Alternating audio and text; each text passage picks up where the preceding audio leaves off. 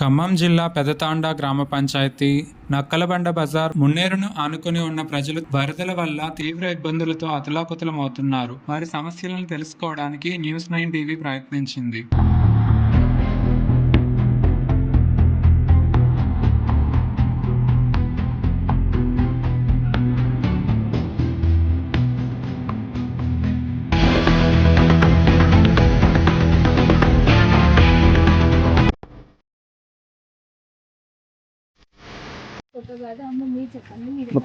మాది ఇక్కడేనండి.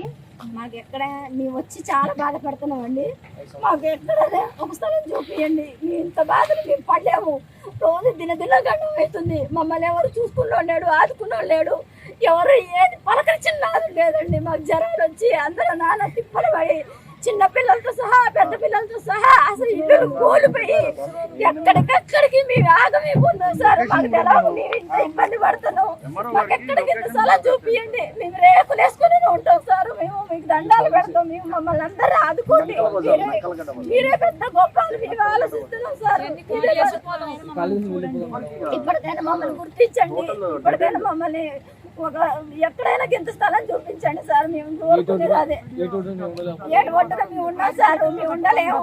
అరి చేతుల్లో ఎంత క్షణం భయంగా అనుభవిస్తున్నాం సార్. మా క్షోభ, మా బాధ, మా గుండెలో మాకెంతుందో అది ఏడమ్మటి ఇట్లా ఉండి చాలా బాధపడుతున్నాం సార్. కంటికి నిద్ర లేకుండా కూర్చుంటున్నాం. మా బాధ చాలా వస్తుందంటే మాకు బాధ అవుతుంది. చిక్కు పడుతుందంటే రోడ్డు మీదకి వచ్చి నిలబడుతుంది సార్. ఇల్లు కూలిపోయినాయి, సామాన్లు పోయినాయి, అన్ని పోయినాయి సార్. మమ్మల్ని ఆదుకోండి దయచేసి. మీరే దేవుడు.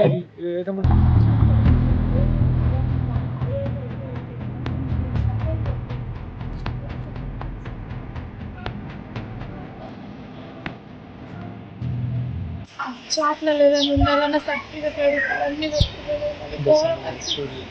ఇట్లా వస్తువులు కష్టపడి కట్టుకున్న వస్తువులు కట్టుకోవడానికి బట్టలు కూడా మా బండి కొట్టుకుపోయినా చాలా ఇబ్బందులు ఉన్నాం. మమ్మల్ని ఆదుకోండి.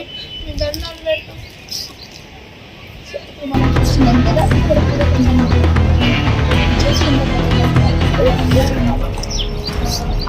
ఏమి లేదు, ఏమి మిగలలేదు. ఇంకా తప్ప ఏమి మిగలలేదు. ఒక దీనమైన పరిస్థితిలో ఉన్నది.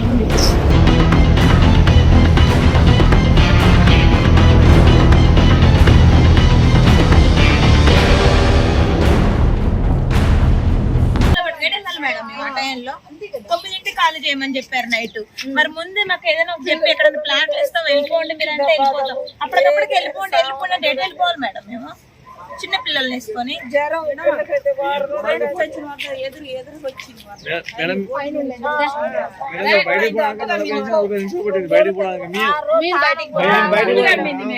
మేము ఒక మగవాళ్ళమే. నాకు 40 నిమిషాలు పట్టిందంటే ఆడవాళ్ళకి ఎంత టైం పడుతుంది? చిన్న పిల్లలు ఉన్నారు. మమ్మల్ని కొంచెం మీరు వచ్చిందనమాట.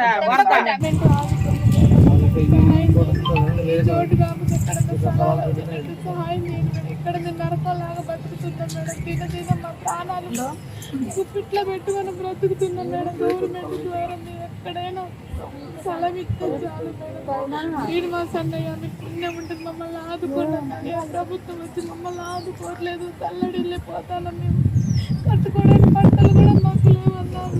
ఇద్దరు పిల్లలు అనాథలుగా ఉన్నారు. ఈ సంవత్సరం కూడా అదేలాగా వచ్చింది. సో ఇప్పుడు కూడా మీ ఇంకొక బాబు ఉన్నారు. సో అతను మాట్లాడిన మాట ఇల్లు మొత్తం ఇంట్లో సామాన్లు కూడా కొట్టుకుపోయినాయి మేడం అని అంటున్నారు. సో ఇప్పుడు మీరు గవర్నమెంట్ని ఏమన్నా చెప్పగలుగుతారు?